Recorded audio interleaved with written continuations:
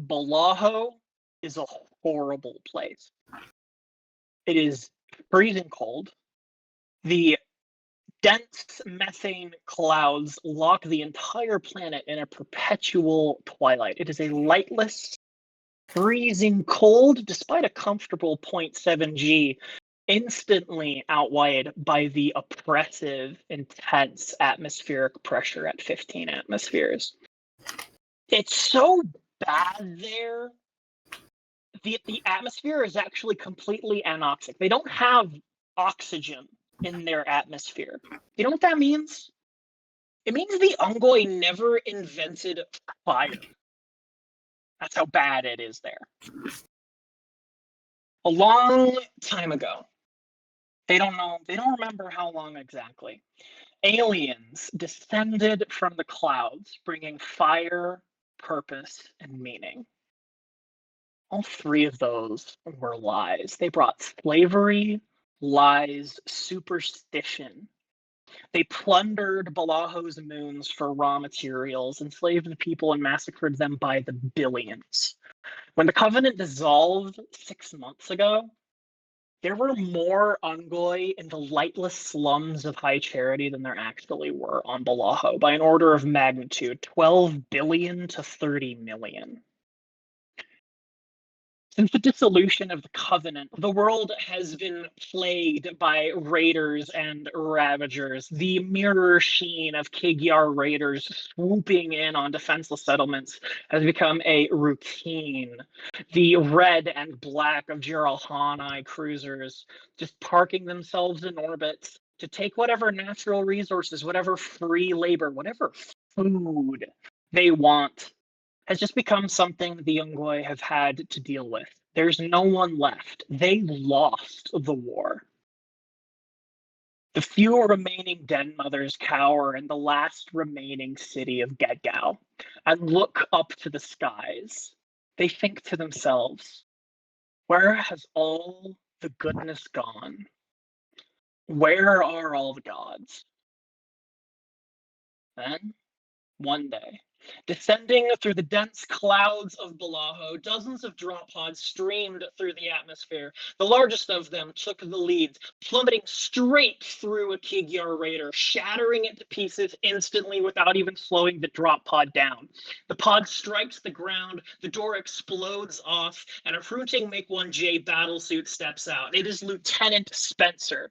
As his BIOS of his visor activates and his motion detector calibrates, he gets the scene of what lies in front of him. He sees four brutes equipped with spikers. What do you do? Bikers? Yeah, spikers. Small arms. Well, I think I'm going to light them up with my minigun. I want them dead now. All right. Roll Brit. Oh. Roll a tact shot. Shots. 11, 6. The 6 successes.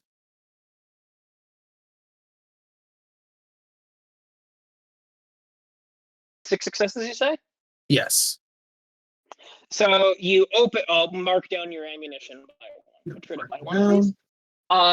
You fire a burst from your 45 millimeter minigun, instantly bringing down these four Jiralhanai in place of where they stood. Just a simple, chunky marinara, not even identifiable as organic matter after taking that barrage of high explosives fire. You look around you. In the eternal twilight, in the blue sky of Balajo, in the distance, you see a series of hexagonal buildings. There's a long plain between you and there, and it's a type of plain you've seen before. It's a glass land. At some point, someone glassed this world. You look up to maintain order and discipline among your platoon and make sure they come in appropriately, which they do. However, as you do,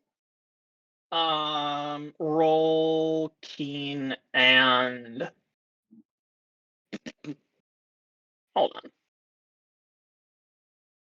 Roll keen investigate, please. Investigate.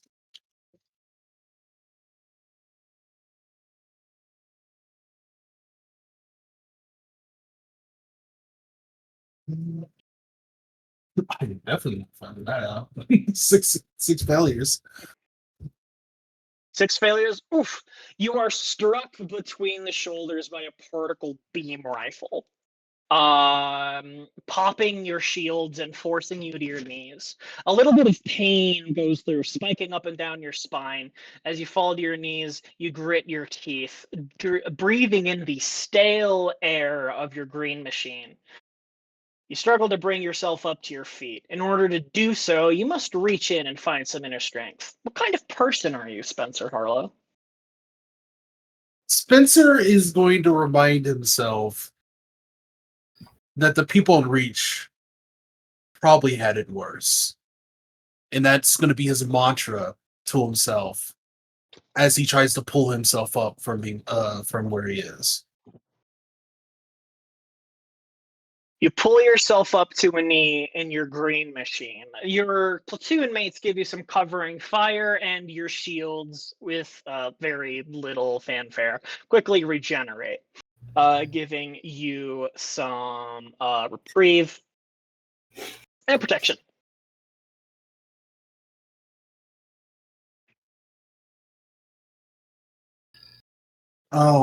Spencer's going to immediately, knowing where it is, just with a quick knife head, just says, "Hit that!"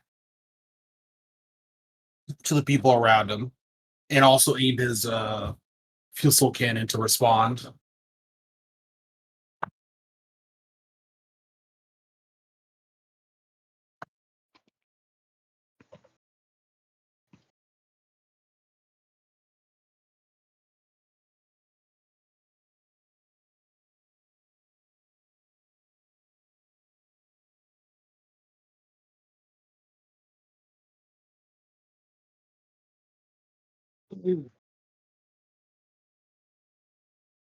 Hello. Hello? Yes. Wow. Hello? Sorry. Who's going next? There's a bit of an awkward silence. Yeah, who's going next? Quicks is dead. Long live Quicks. They got him. Oni fucking got him. Dad, I'm not fucking dead. That was weird. It just I'm on my phone because my computer isn't complicated enough to run Discord app. So I somehow muted myself. Paradox, could you roll keen and leadership? That's-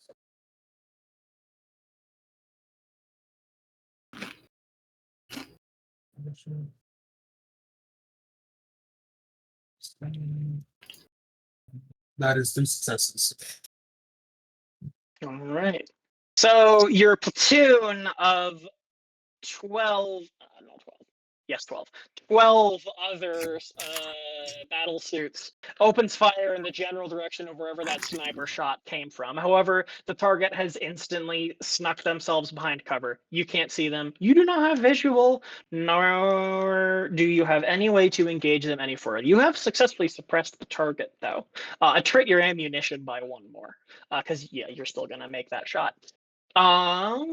However, as this key Yar in Ranger harness cowers behind a rock, ducking beneath the strands of 40 and 75 millimeter autocannon shells booming over its head, it won't have to think about this for much longer before a 14.5 millimeter shell fired by Morrigan's sniper rifle goes right through his head. Blink, and he is gone. Morrigan, Lily, you two are active camouflaged on a nearby rock post. You cannot be seen, and you have complete oversight over the vicinity. Lily, Morrigan, what kind of people are you?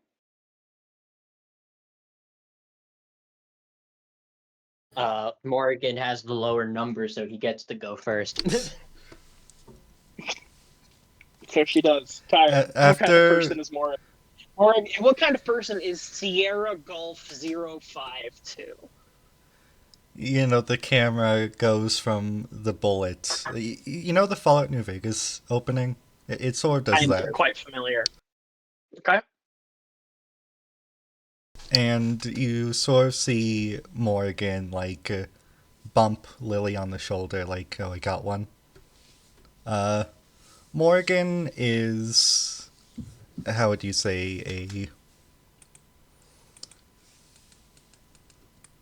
riding the high of a soldier through sort of a very immature phase in her life.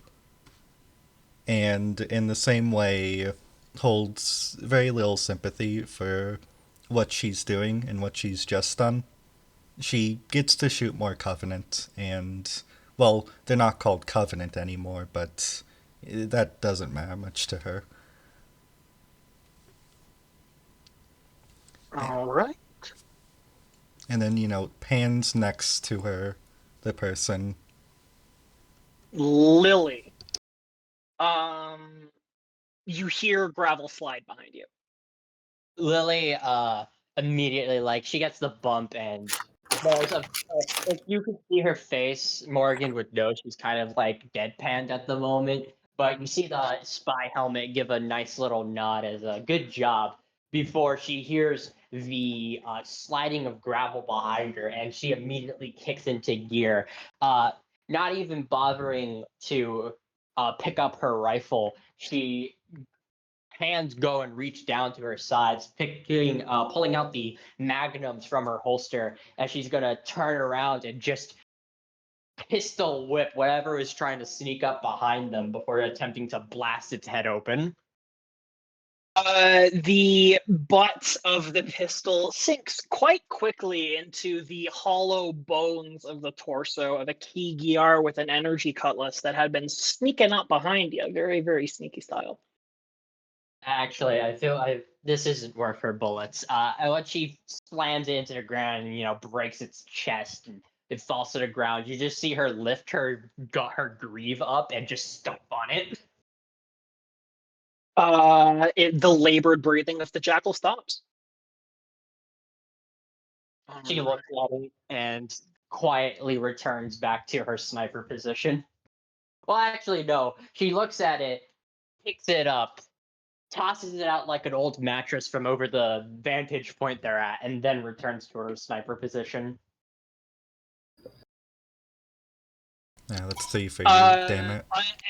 A Cyclops pilot of Spencer's platoon is startled by the jackal body hitting the ground right next to it, and then looks up into the sky, but rather than seeing it raining jackals, 3 ivory and scarlet, what the fuck are they called?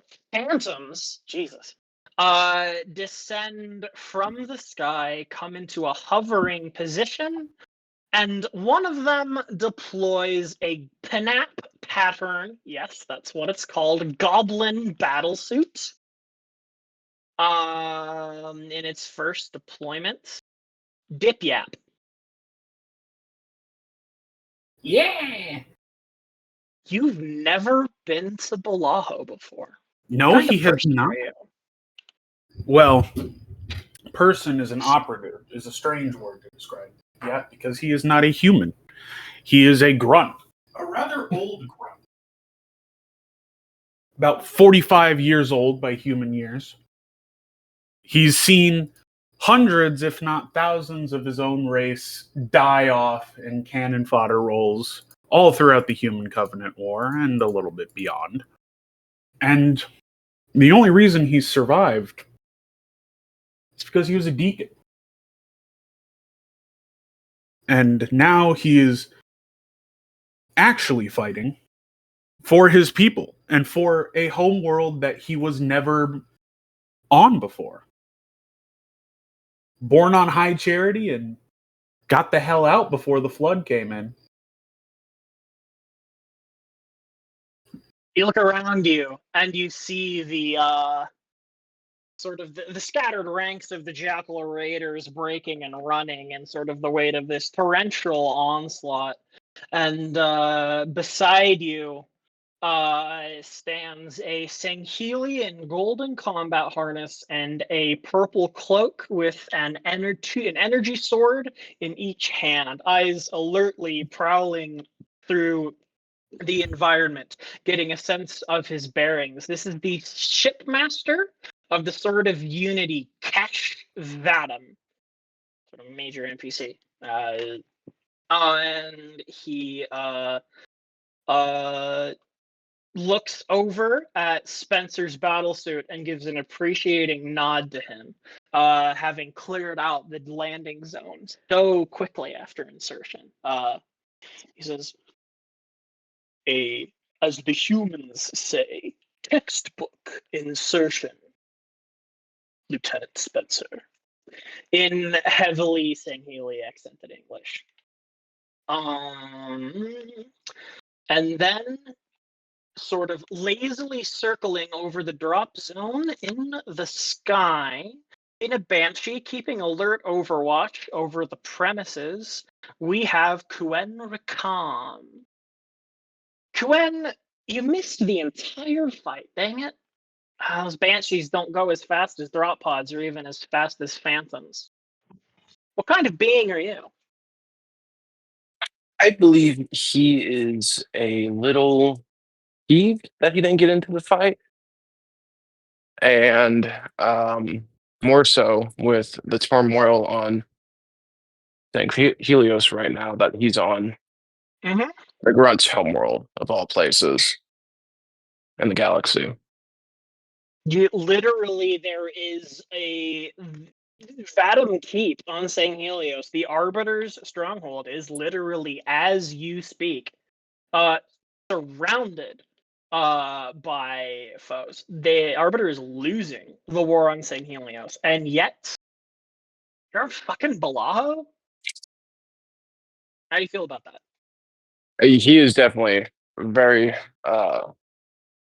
very pissed off about it, but at the same time, he has that sense of they have him there for a reason.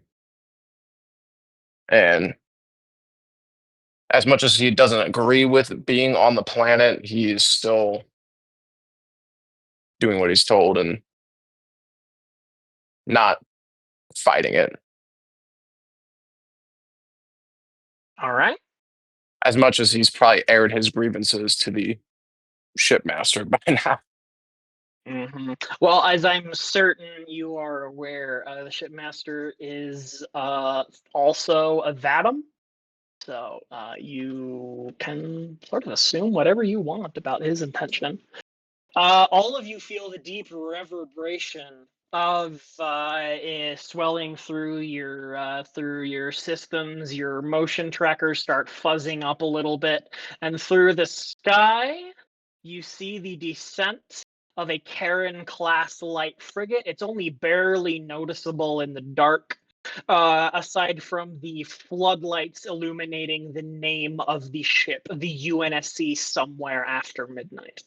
At the same time, but with none of the dramatic affair, a sleek Esther pattern frigate descends through the skies above, almost like a fish. It doesn't look like this, though. It is ivory and crimson because it's a Swords of St. Helios ship. It alights alongside and drops its gravity lift, and the Karen class, the little bottom of it there just sort of extends and it lowers down, revealing Marines and Navy personnel in exo-atmospheric gear.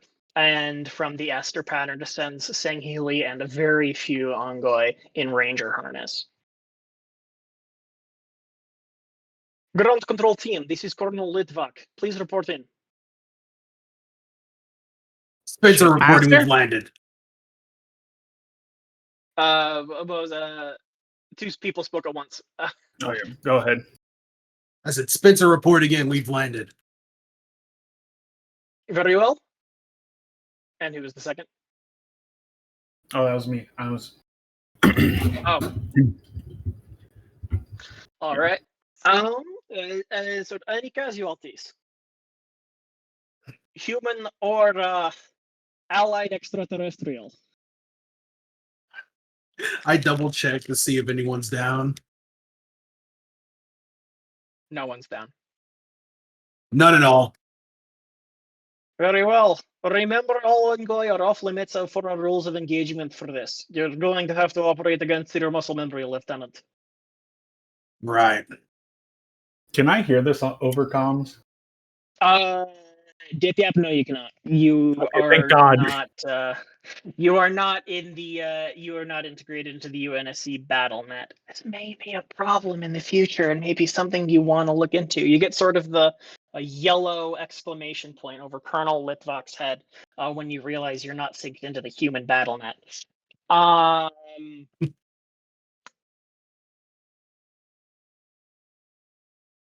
All right, Spencer, round up the Sierra assets and report to the Midnight for a briefing. We're going to make contact with the Yongoi government soon. Copy that. I'll keep the ground muncher with us. Dip you up, says Kesh over the Covenant, over the Swords of St. Helios BattleNet. Yes, shipmaster. How does it feel to be home? Well, and he shuts down the energy shielding on the cockpit and stands up on his two little stubby legs. And he puts his hand on his methane mask and hesitates for a second before taking it off and breathing in deep. It's odd, shipmaster.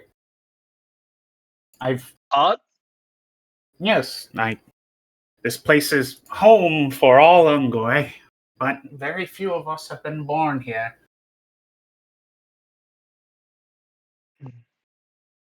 But I do enjoy this.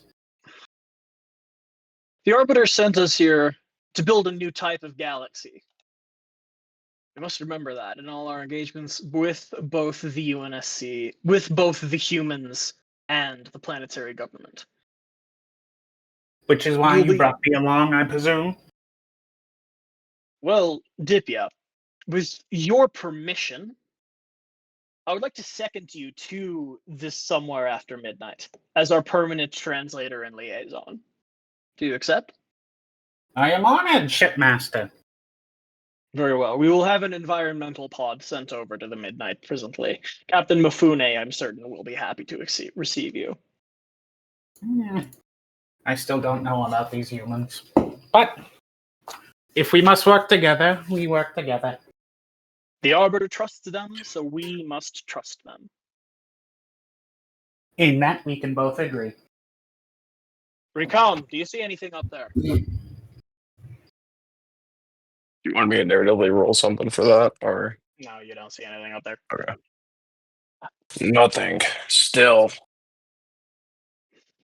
You keep your eyes open. We need to be aware if any other Key raiders decide to show up. We are long overdue. All right. All right, humans. You have regathered in the with the landing zone completely and totally secure. You have regathered in the operations center of the UNSC Somewhere After Midnight. And you were being briefed by your captain, Sesue Mifune. He is 41 years old. This is his first command. Well, this is first like a captain level command. He's a frigate man. Came off of Stalwarts during the war. This is actually his second command. Sorry. He stands next to Colonel Ilsa Litvak, who is the commander of the 51st Marine Expeditionary Unit, which is your outfit. She is a completely no-nonsense Marine with less than an inch of hair and no sense of humor, no ability to lie, and no problem that she hasn't been able to solve with the precise application of violence. Oh, hey, that's she's just like me, for real, for real. You're going, yeah. With that, all four of you are in the room, along with the Marine Battalion Commander, the Pelican Squadron Commander, and the ODST Captain. All of you welded together, one battalion of Marines, one platoon of tanks, one platoon of Cyclops, one platoon of ODSTs, and a squadron of Pelicans with some other odds and ends in support. You are the 51st Marine Expeditionary Unit. Your mission is to defend Balajo against all threats and establish diplomatic relations with the Balajo planetary government. At the same time, you have a secondary mission of establishing joint procedures and doctrine for operations with the Swords of Sanghelios. The date is March 16th, 25. Sorry, May 16th, 2553. If y'all want to have a conversation with each other, you can do so now. Sierra Gamma 59 and Sierra Gamma 052 stand there in fatigues because of their this is something we've got to get real quick out of the way. They do not look like teenagers because of their enhancements. They do look like they are in their early 20s. It is not common knowledge at this point in the setting that Spartans are child soldiers or former child soldiers. Just to sort of keep that in mind as you go forward. Litvak sort of Just give us Yep. 4 more years. give Lily 4 more years and Morgan 2 more years, and then there will be no more ethical problems with the Spartans at that point, right? Yeah, definitely. Right? Surely. Colonel Litvak sort of shrugs her shoulders and looks at Mifune and just sort of says, I still don't trust them.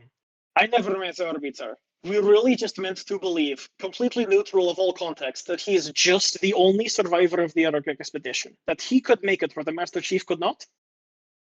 Mifune shrugs his shoulders and says, it's what Oni says. We have to believe what Oni says. A man in the shadows wearing black fatigues with neither rank insignia, branch insignia, or a name tape sort of smirks to himself and says, Hello, sort of, Oni Spook. is that in character? No, Dipiap would not say that. I don't think he even knows what Oni is. No, probably not. By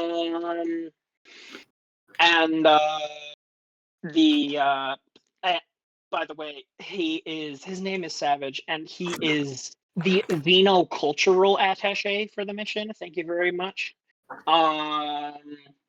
Shrugs his shoulders and said, we have no reason to doubt the Arbiter's intentions so far. Ilsa scoffs and says, aside from the several billion human lives whose death he is personally responsible for. Mifune sort of shakes his hands, breaking up the two. This is obviously a conversation they've had many times before. Of course, all of y'all were in cryo sleep for the journey. You haven't really met these characters yet, but these three know each other very well as sort of the main crew of the Midnight.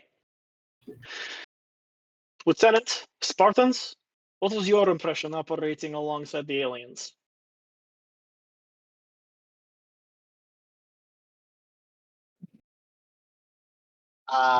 Lily just kind of thinks to herself for a moment. And for a moment for her is like 0.5 seconds for them. As she just says, came in late. Just a bit. But, yeah. Savage nods slowly and says, we do have reason to believe that the Sangheli may have an ulterior motive for being here. To which Mifune sort of shakes his head to himself as though Oni doesn't have an alternative motive for being here. The captain also clearly has his misgivings. Me at the same time, aboard the Sword of Unity, the same conversation is happening in reverse between Kesh, Dipiap, and Recon. The humans. Do they actually appear to be doing the things they say to be doing? I do not know. But we're already here. I'm not quite sure what we can do now. King Yaw raiders all around. Other rogue Covenant revival groups. We might as well just trust the humans while we can. Recom, is the human ship currently engaging in any sort of procedures, or could we perhaps make a social call? I do not believe they are doing anything of importance right now, Shipmaster. Make a landing on next alongside the human frigate. You, I, Dipsam are going. You, I, Dipyap are going to make our acquaintance as we bring over Dipiap's habitable unit. As you wish.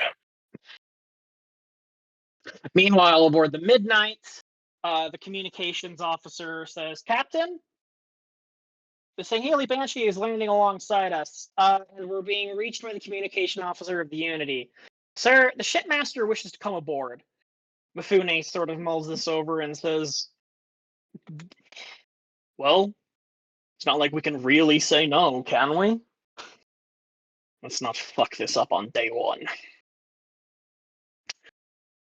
You meet in the expansive hangar bay of the Karen-class frigate. The humans, you're all in either your fatigues or in your spy armor. And the My arm's yeah. just a uniform, just to mock the Covenant. I mean, the Swords Yeah, of yeah. Saint. Yes. Just to rub it in a little bit.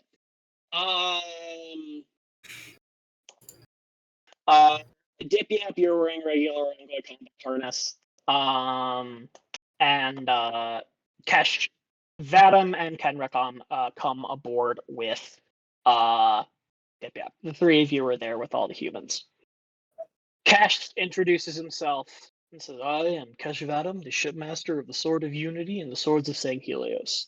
This is Dipiap, the translator who will be seconded to your ship, and this is Kenrakam, a ranger in my service. We're pleased to fight alongside you, shipmaster." Mifune, and he extends his hand for a handshake. Mifune tentatively takes it, easily feeling the strength into Sangheli's hand, indicating that he could rip off Mifune's arm without even breaking a sweat, and says, "I am Captain Mifune, the shipmaster of the UNSC Submarine After Midnight. We are honored to receive you aboard." The two captains stare at each other for a little bit, each taking the scope of the other. For those of you who have been around Sangheli a lot, so Dipiap and the Spartans, you notice that Kesh is actually kind of short for a Sangheli, meaning he's like only quote unquote like 7'5". 7'5". I keep on forgetting how fucking tall they are. Yeah, well, that's the thing is that you don't get a great perspective on how tall they are from the games because you're Master Chief's height, right? Yeah. Yeah, no, so you're fucking tall. They'd be even taller if they didn't like hunch over and have the jittery legs. Dipyap looks at the Spartans, and how do you feel seeing fucking Spartans? He's, even though he knows and does trust the humans somewhat, he's still a little terrified being in the presence of two demons.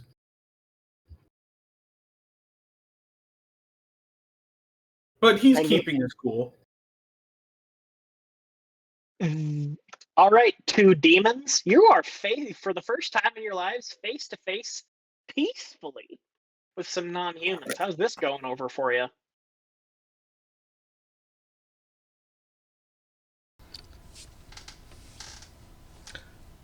It feels... Morgan, how are you feeling? There's both a feeling that this is wrong, like everything that has led Morgan up to this point has been in some way incorrect, and that sort of trigger finger is like twitching. But then there's another side of her brain that's looking at a grunt in person as like, He kind of looks like a puppy. He's like a You small dog. notice that the young boy is actually basically the same height that you were before you were augmented 2 years ago. He's not that much bigger than you used to be. Yeah, I'm like probably like 5'5", 5'6". Short king. Lily, what's the vibe of being eye to eye with an Ongoy in a peaceful circumstance for the first time? Oh boy. Lily is under her helmet as she's about to take it off, biting her lip hard to the point it's about to draw blood, but she lets go at the last second. So there's like a noticeable slight cut or bruise. Kind of noticeable as, she takes off her helmet as a quote unquote show of goodwill, quote unquote, as I was directed to. Coming out of her helmet is a pale pink-esque hair, like pink, but it's super pale to the point it looks white, sort of like a lily flower with similar colored eyes, perhaps a result of the planet she was raised on.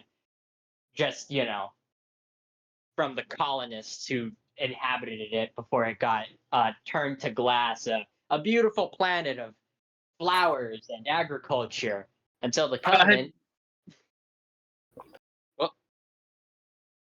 What happened? I think that no. Someone who's not a player left. Frep. Prep left. Yes. Anyway, so yes, a beautiful home of flowers, much like the Earth's lilies, perhaps brought in from Earth, and agriculture. Before the Covenant came in and blasted all to hell because they couldn't. Well, I don't know that, but they couldn't find any Forerunner artifacts worth salvaging. So they just said, "All right." So yeah, she isn't much like Morgan. This feels wrong to her soul, but and she's angry. She is quite a little angry deep inside that her whole training, that hellish training she devoted herself to for that purpose, to snap the neck of these aliens that are in front of her, and she just can't do that. But she is holding herself together. Spartans, the two of you reminisce on what Kurt and Mendez would have thought of this entire situation. Two men who you believe, both of whom are dead in the Onyx incident. But the events of Ghosts of Onyx. I know. I get it. I get that joke. Okay, I'm glad. It's funny because Kurt actually is dead. But you see that instantly, Kesh sort of looks around and takes the situation, and Mifune says, with your ship and its type and its greater complement of warriors, we do acknowledge that you are going to be the superior shipmaster in this arrangement. And Kesh sort of blinks in surprise and says, this is a human ability that I am deeply envious of. You see, in my experience, humans have an innate understanding of when to cede a piece of ground to take a more strategic one. This is something we Sangheili do not have in our military culture. And you instantly get a sense of how fucking weird Cash Vadim is. To sort of put it in slightly disrespectful terms, it seems that he's basically a weeb for humans. Hell yeah. And thinks that y'all are cool. He was one of the same Healy who are like, why are we killing these guys? They should be part of the Covenant. Well, that's up. Well, perhaps you can have an opportunity to have that conversation at some point in the future. And as the conversation between Mifune continues, you realize that this is actually going kind of well. No one's killing each other.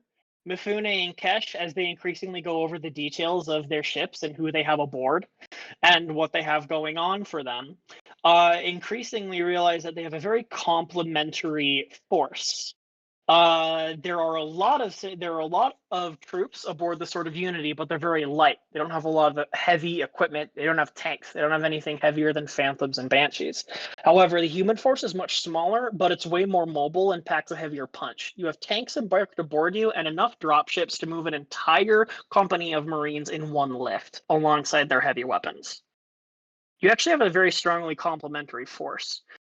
The Karen has greater weapons. The Esther has better sensors. We'll be able to see things coming from more on.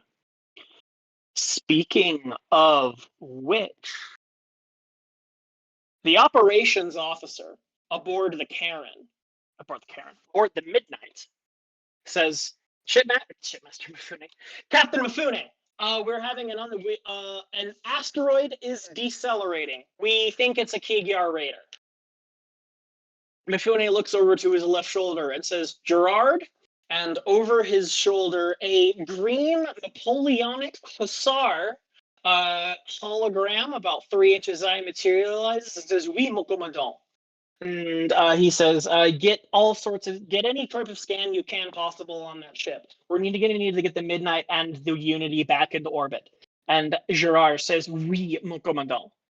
Kesh says, to Litvak and to Mifune, Shipmaster Mifune, would it be too much of a burden if I could remain on board the ship during the boarding action? Mifune takes a deep breath, and Elsa Litvak gives an almost imperceptible shake of her head. But Captain Mifune says, my ship is yours. That. And he tells Gerard to sound general quarters. All right, everyone, I'm going to need you to switch over to your infantry combat portfolios. Make sure you've got small arms and your regular armor stats ready to go. You're going to be rolling 2 dice for this fight. Awesome. Lily, Morrigan. You head to the arsenal alongside Spencer. There's a Kigyar raider coming. What do you get ready for? What are you preparing for? Close. Well, it's gonna be close quarters. So Lily is just gonna grab her usual 2 Magnum pistols, slide them into the holsters, and she's just gonna grab a basic assault rifle. And just in case, she'll pick a shotgun and sling it over her. You see the Marines around you loading in hollow points into their MA5Cs and loading up on flashbangs and knives. It's going to be a boarding action, basically a bar brawl with guns.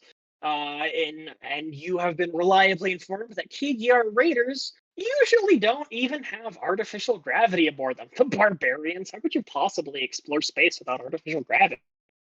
Spencer, you have been working alongside these Spartans for a few days now. You haven't had the confidence to sort of talk to them before on account of their exceptional weirdness and general strange vibes. How are you feeling about that now?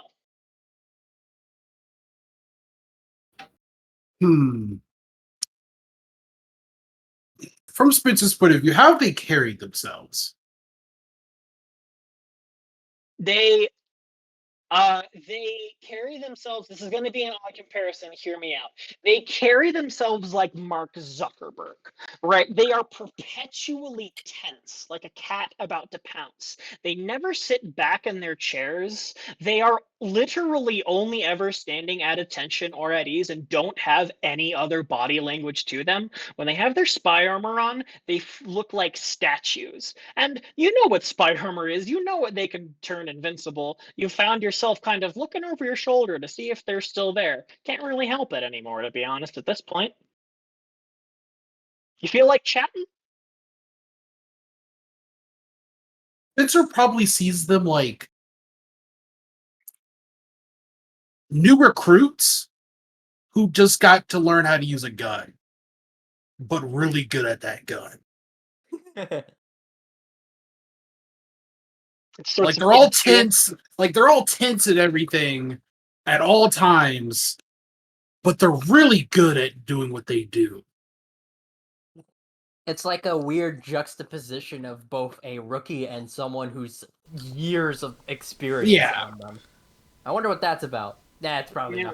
nothing. Morgan will like notice you I don't know staring. how it could even be anything. Morgan will notice you staring and then like look around and give a thumbs up, and then go back to reloading her carbine. Spencer will just kind of give an almost imperceptible shake of his head and just continue loading his gun as well and getting ready to go. I need to remember what the armor stat is for infantry. As you sort of you know, prep yourselves, the Marines in the room get like a steady banter going. Just sort of, how come I can't shoot at the bronze? This is what I signed up to do, Sarge. This is abuse of enlisted. I'm gonna file a charge with the Jags. And as these sort of increasingly anti-grunt jokes go along, Dip Yap rounds the corner. Yeah, Lily's Dip gonna Yap fucking- just wandering when Dip Yap around. rounds the corner. Lily, on instinct, like snaps her neck towards Dip Yap. He's walking around with his hands behind his back, just a nice little brisk waddling pace, looking around, humming to himself. And then he sees the group of, Marines and the two Spartans, and he kind of just, well, hello, humans. And he speaks in perfectly fluent English. Yes, not even an accent, with an American accent. What? Because How do you know what that this is? canon, and this is canon. Grunts learned English from American TV shows that they got off of human computers during the war. Hilarious. So they not are only fluent speakers of English, generally with American or British accents, they are actually clued in on many human cultural references. I like to So the grenade imagine muncher speaks like a North American. He speaks like Seinfeld. That's horrible. No! Oh God, I have to do like a grunt voice and a Seinfeld voice. What's the deal with slip space food? What's the deal with food nipple? What's the deal? That's episode title, by the way. Tired when you put this on YouTube. What's the deal with food nipple? But if you round the corner and you give a warm greeting, however, all these Marines are suited up in exo-atmospheric gear. They're it's just these mirrored visors of helmets staring back at you, none of them saying a word. There is a slight gulp. How are Mark you peers enjoying the over home the planet of mic. my people? Oh, sorry. Go ahead. How are you enjoying the home planet of my people? Just like this may be you're probably your first time here. This is also my first time here. And to be fair, so is the ship? This is like the hangar, right? So doors are open. It's not. You're lifting off and crawling into orbit. You are in the arsenal of the it's called the green section, which is like the part of the ship that's dedicated to storing the Marines and their equipment. Yeah, oh God, I've wandered into the wrong place. I am the small child that has wandered into the pit bull section of doggy daycare. However, I like that thing you said just then, so I'm going to take it. A Marine sergeant says, "What do you mean you've never been here before?" You obviously know that Covenant used us as cannon fodder, sending us to die by the thousands, hundreds of thousands, against, well, you, but no hard feelings. Kind of hard to ignore that, But we were bred everywhere. Very few grunts are born on Banap. Most of us in High Charity or other Covenant colony worlds. I was born on High Charity. It was a wonderful metropolitan area before the flood. But luckily, I got away before that happened. Where were you? The marine curiosity now peak is like, how did you get here? No, Like- I was with. Hold up, let me double check Arby's fleet name real quick. The Fleet of Retribution. Yes, I served with the Arbiter in the Fleet of Retribution. Wow. That's Did you see the chief? I Did did. you ever meet the chief? It was the most horrifying experience ever. Wow. All of the Marines sort of go slack-jawed and say, wow. It was the most horrific experience ever. I saw him punch a hole through one of my nipple brothers. Right through his Your head. what? Nipple brothers. Is that like a sex thing? No. And he like waves his stubby little hands. I see, yes. And also, Dip Yap talks with his hands a lot. He's moving his hands the whole time while he's talking. No, we have a communal feeding tube. It's the feeding nipple. Every Ungoi feeds in a community feeds from the same nipple. So we are nipple mates, nipple siblings, nipple brothers, nipple sisters, etc., etc., etc. While Dip Yap is yapping, Morgan just hears over their like Manhunter comms, and Lily just having just like a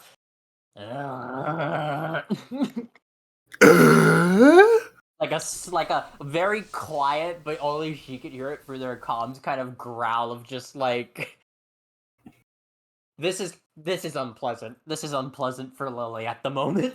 This is an unpleasant experience she is currently having. Quen, Rakam. Yes. The shipmaster has sent you down here to help to equip and to show the humans how to use Sangheli small arms. You walk into the conversation at exactly the midpoint of Dip Yap explaining what food nipple is. Spencer just says, split jaw. I was about to say, there's like oh fuck, how tall is an elite? Like 8 feet. Okay, 8 feet's like average. 2 and 8 feet tall, yeah. 8 foot average, yeah. Yeah, okay, you know what? 8 foot average. No, which is like that means that like Kesh is the equivalent of a human male being like 5'1". Damn, short Just so king. we're clear, yeah. All right, we're gonna go 8. This just like 8'2" figure, just like I guess stalks around the corner. Horribly And, purported to not hit the ceiling. Yeah, like I'm assuming having to bend down. Assuming, yeah, correctly. And you said I hear the food nipple conversation. Yes.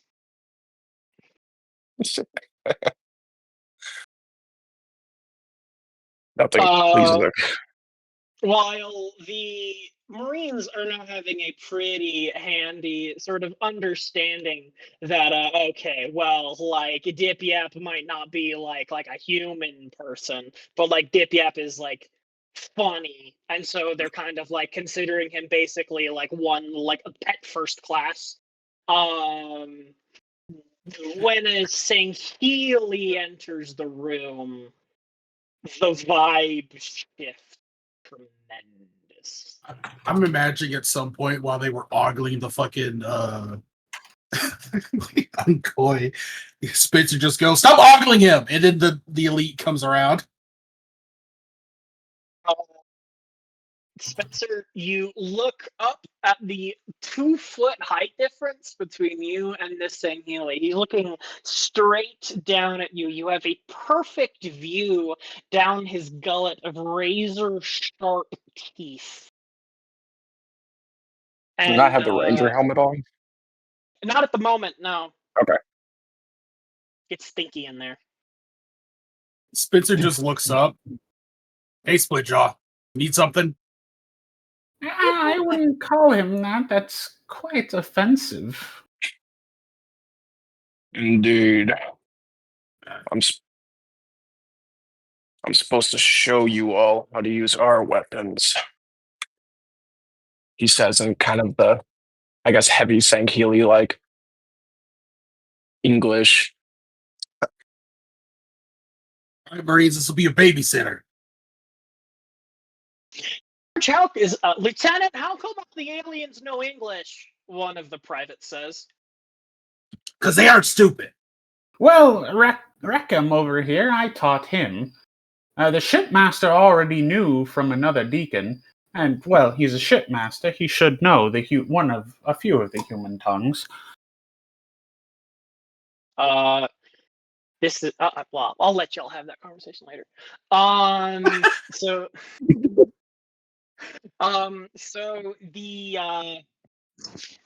you've been there to demonstrate how to use a plasma pistol and a plasma sword, Rakam.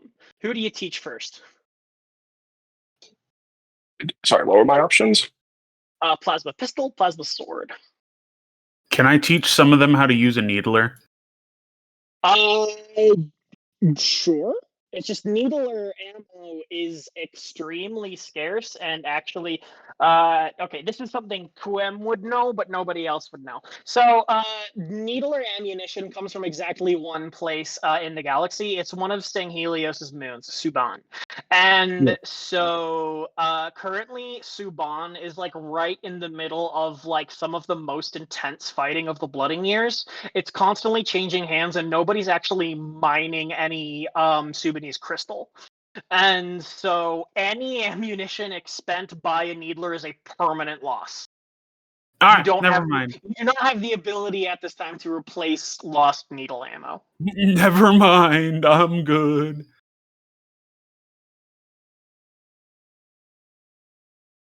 So will it be the plasma pistol or the plasma rifle? Oh, I thought you said energy sword for some reason.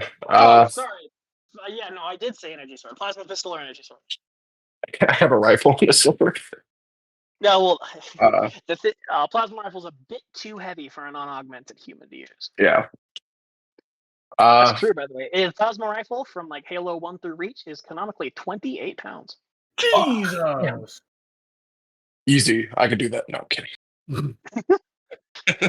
And keep in mind, elites use that one-handed in the games. Yeah, I guess we will probably do plasma pistol because I think elites have more of a thing with the energy sword of like swordsmanship in general is more, I guess. Yeah, it's basically a sacred. talisman. Yeah. Yeah, so he's probably not showing that off or teaching them how to use one. Don't blame you. All right, so you start off with the plasma pistol, demonstrating the safety. The Marine Sergeant, I should give him a name. The Marine Sergeant Ferreira is just sort of like, oh, they have safeties. I guess that makes sense. I just never kind of considered that they would before. Do yours not? No, they do. And he like pulls out his MA5C, and it's just like it's a push through safety. So like you just push it safe on one side, push it back in to make it not safe. Some safeties operate like this, and some safeties he pulls up a battle rifle, which is a fire selector safety, operate like this. They might be too small for your hands. May I see one of your human weapons?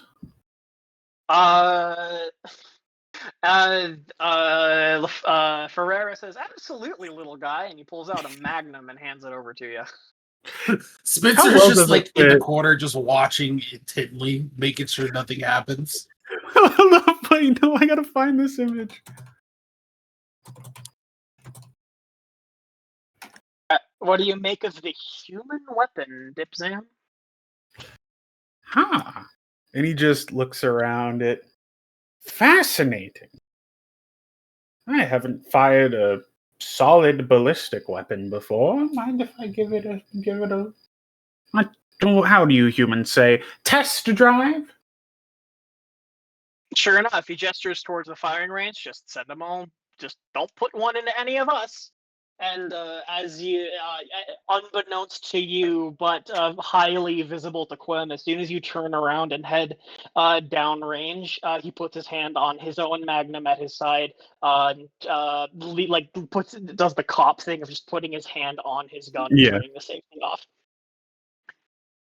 I was gonna say I'm probably pushing glances over at the Spartans occasionally. I don't want them out of my sight. Spartans, there is now an armed alien inches away from you. Giving you a glare. Alien just trying to. All right. A Dip-Yap will see just the armored visor of Lily's helmet. You cannot see the eyes, but like it's that feeling that you know it's watching you, that a predator is watching you. Yeah. Morgan, you've known Lily for most of your life. While this emotion is unknown to any other being in the room, you can tell that you can tell what the vibe is. The vibe is bad, and the vibe might be about to turn violent. Morgan, like, gripping the locker she's holding, lets it go, it's stinted. She, like, puts a hand... I'm in danger. She puts a hand over Lily. Are you still mad? No, Dip-Yap is pointed downrange. I'm actually about to roll my shoot check at a -2 because I have horrible shot. Yes, good. A horrible shot. Actually, -3 because it's also a firearm you've never used before. All right. No! Dip-Yap's cracked! I got a crit! You sort of lazily. Oh fuck! We need to find one way to incorporate the sort of lasting benefits of crits because we don't have new types in Halo because it's Halo and not Gundam. So everyone, including Kuem, the Spartans, and Spencer, sort of stand in amazement as not only does there are 3 targets downrange, and Dip-Yap gets a perfect hat trick, getting each one right between the eyes. Dip-Yap, remove horrible shot. Oh shit! Dip-Yap's cracked! Huh.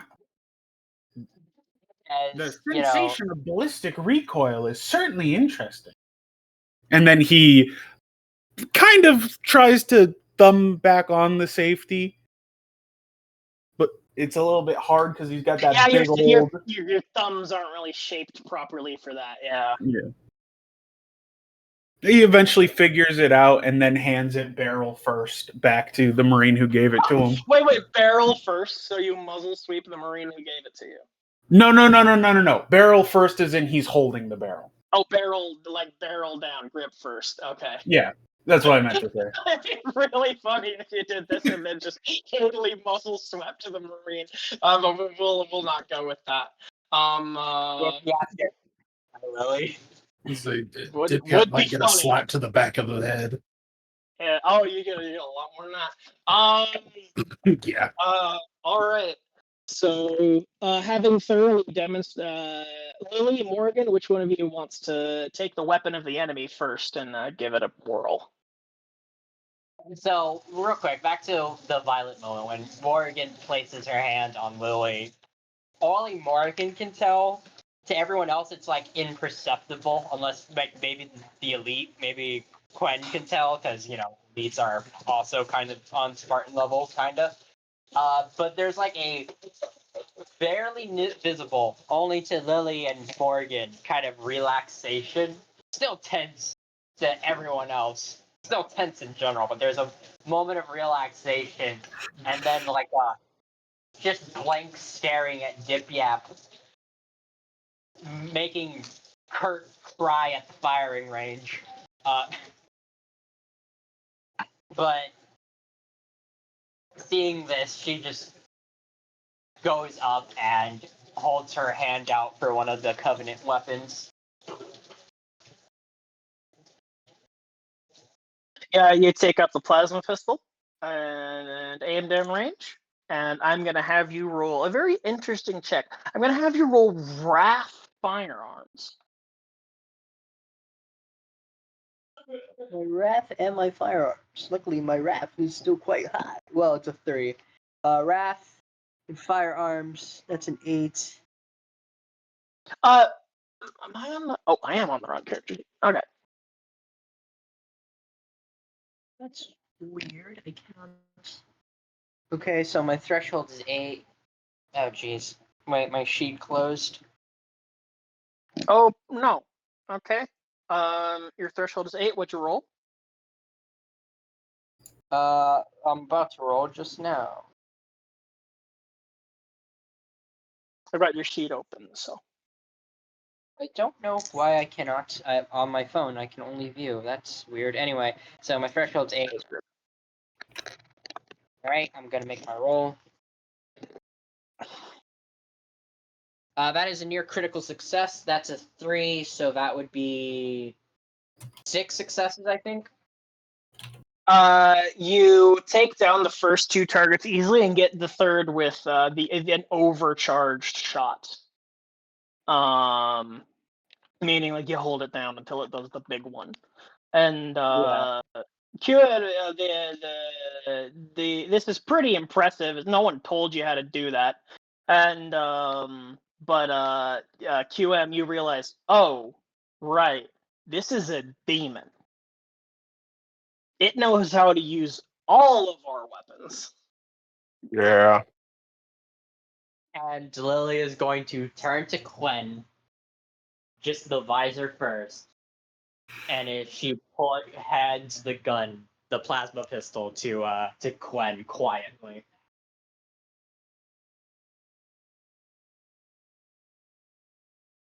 Oh, you said my name. Sorry. So yeah, I know she's giving you back the plasma pistol quietly. Are they having like an intense stare down as this happens? Pretty much. All right, sweet. Yeah, and he'll grab it back or take it back. Don't. By the end of this, we'll be having our back-to-back moment, like Chief and Arbiter. So We'll have we'll have the Johnson elite moment from Halo 1. otherwise known as a Halo Shadow of Intent moment. If any of you read that, okay. Wasn't that very wasn't that what? Wasn't that the Arbiter that Johnson hugged? Half. So that's okay. That's not canon. Just to be clear, the legendary ending of Halo Combat Evolved, it's not any elite, and it's also not Johnson. It's just they it's a silly joke. No, during Halo fucking Shadow of Intent, Shadow of Intent is kind of carried by this romance between Spartan Kodiak and Scion. It was a novella. It was a short story later released as a novella. It's fine. The romance is kind of the best part of it. So yeah. All right, you get sort of the all hands call. Prepare for a boarding action. General quarters. Marines, Spartans, head to the hangar bay. Prepare to sortie aboard Pelican dropships.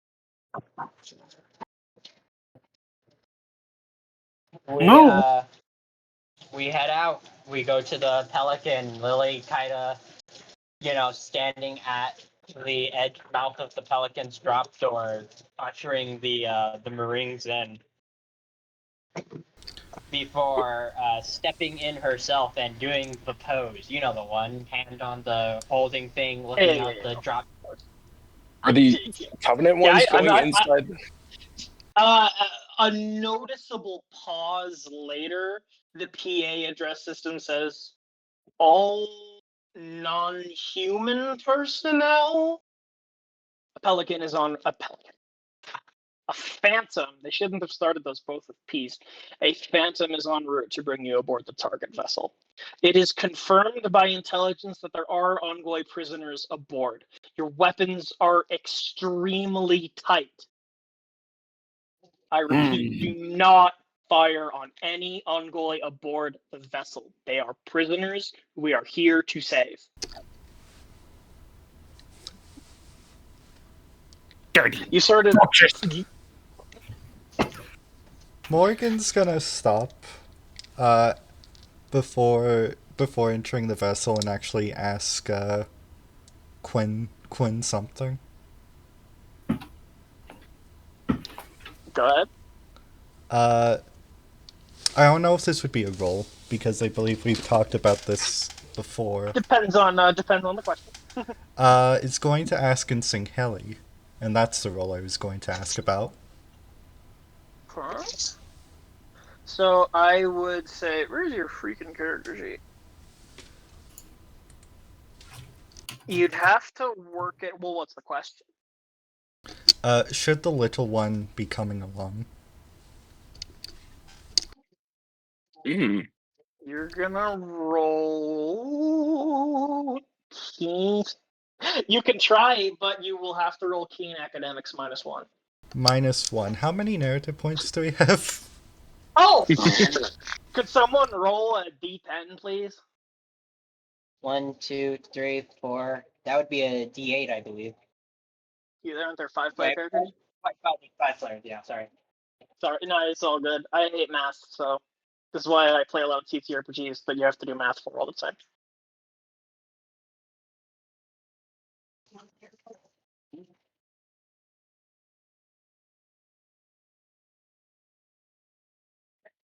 We've been rolling really well so far, so I'm really curious how many narrative points we get.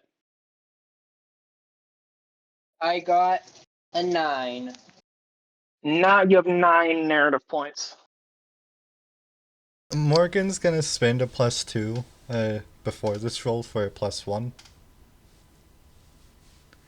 And so Okay. this is keen academics. Yep. This is basically deciding if she's been keeping up with her studying. And also, if crucially, if you could format the question properly. There's a lot of points of grammar in Singheli that don't correspond to any human language. 1 failure. What was the sentence that you wanted to say exactly? Oh, actually, that's 1 success. Never mind. Oh. The message makes its way across to QM, but only in an extremely perfunctory way. You say it in the way a child would say it, with a horrible accent. Frankly, could barely tell what you're saying. That makes complete sense. I guess he would barely be able to understand it, caught off guard by it, and just respond with in English. He's tougher than he looks.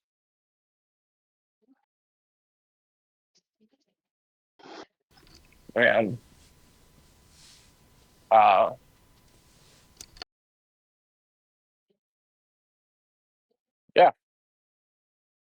One of the Marine sergeants somehow hears this and is like, Spartan? What did you lose? When did you learn to speak Hingehead? Like, can you tell what they're saying all the time? I've been practicing when I learned we were coming here. Wow. He sort of shoulders the buddy next to him, who's actually strapped in. Dude, Spartans are so cool. The hangar door opens and the hangar depressurizes, and then the Pelican sort of rushes out. Through the rear window, you see the midnight sort of twist and twirl against the starry night as you move towards with the ship shrinking in the back. In the back, there's a window in the rear hatch of a Pelican. If you play Optray, you'll know it's there. And meanwhile, the QM. Actually, QM. You want to just move you onto this dropship with everyone else? Just keep it simple. I mean, yeah, if we just want to be on the Pelican, I have kind of funny dialogue of the seats are uncomfortable. I don't not think only- Dipyat's been sick. I don't think Dipyat's been sick. Dipyat Yeah, no. is too wide and Kuen is too tall. Neither of you could even begin to fit in the seats. I hope the pilot doesn't jostle us around.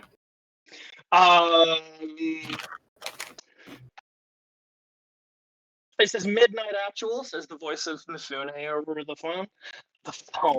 The radio, team comm. The Unity has disabled the ship. It's staying clear on its current itinerary. You'll need to make a burn to pull it out of its orbit. If we don't do that burn, it'll crash into the atmosphere within a few seconds. Stand by for a high G maneuver, Marines. Uh-oh. Oh no!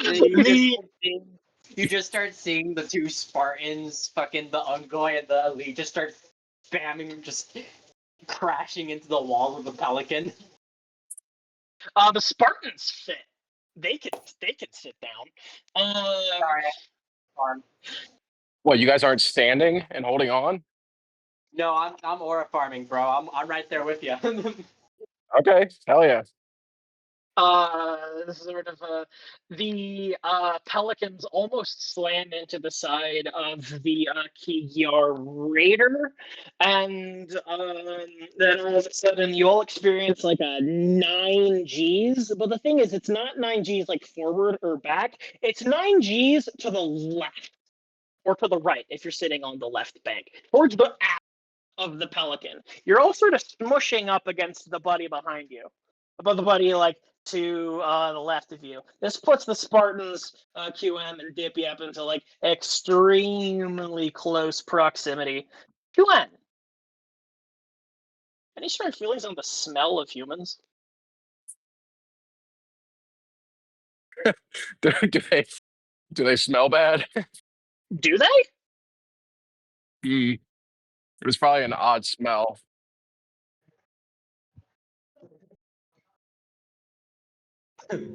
One of the first things Kurt beat into us was basic hygiene.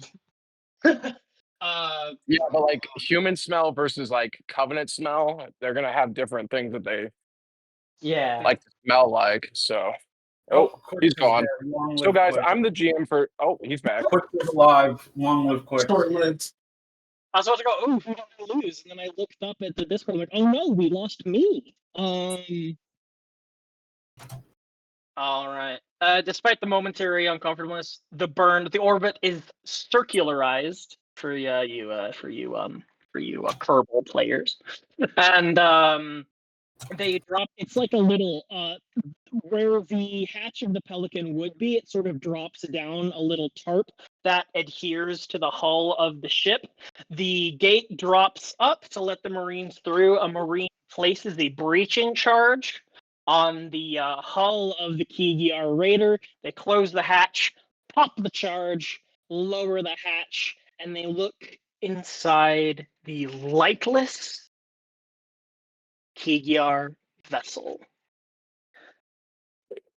Your screens stutter for a little bit as you reach a checkpoint, and I think we're gonna have to call it right there. Hey, What? Yeah, I'm still good for like another 57 minutes.